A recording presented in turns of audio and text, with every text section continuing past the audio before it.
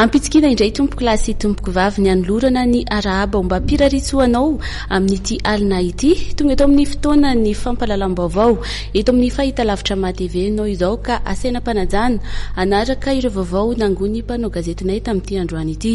I vaovao mahakasika izay tena nisongadina tamin'ity androany ity moa dia teo ny fiakaran'ny viditsolika, teo ihany koa ny famaranana ny volan'ny ramadano ho an'ireo mpino silamo. Hitaterana amintsika ihany koa ny vaovao amin'ity alina ity mikasika an'ireo famindrapaefana samihafa teny anivon'ireo ministera maro samihafa mbola tsy nahatotosa izany.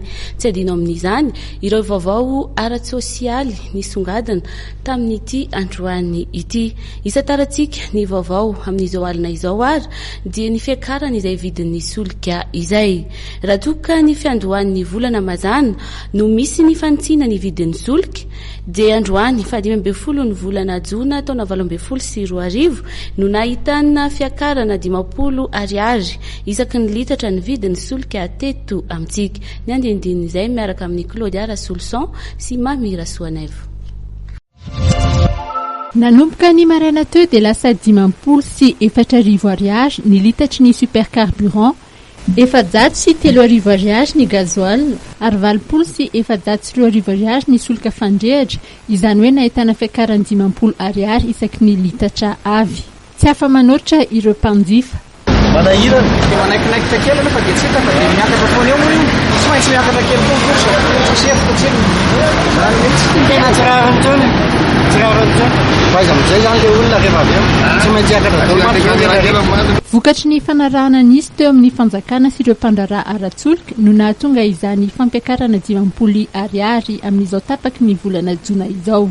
Karazana fampiomanana ny mpanjifa amin'izay fampiakarana izeraka izany no nataon'ireo tompon'andraikitra eo anivon'ny OMH na ny Office Malgache des Hydrocarbures. Nandritry ny fionana tamin'ny mpampalala vaovao omaly raha nilaza izy ireo fa mbola misy ny elanelana sy 800 ohatra ny vidin'ny gazoil raha oharina amin'ny vidiny tokony ho izy. Ny gazoil no ataoko hoe référence angampan'izany ontsika satria no be mpampiasa eto Madagasikara dia tao anatin'izay fehimpotoana izay zany dia niakatra 300 isan-jato raha ny vidin'ny gazoil. Raha ny tokony tena izy nefa renareo teo fa niakatra ny vidin'ny baril, izany hoe ny vidin'ny vokatra teo amin'ny tsena iraisam-pirenena ny totongana ihany koa ny vidin'ny ariary raha mihoatra ny dolara satria ireo siga anankiroa ireo zany no tena mametra ny vidin'ny solika zany isam-bolana dia tokony niakatra tao anatin'izay fehimpotoana izay 420 isan-jato ny vérité des prix hatramin'ny volana oktobra zany.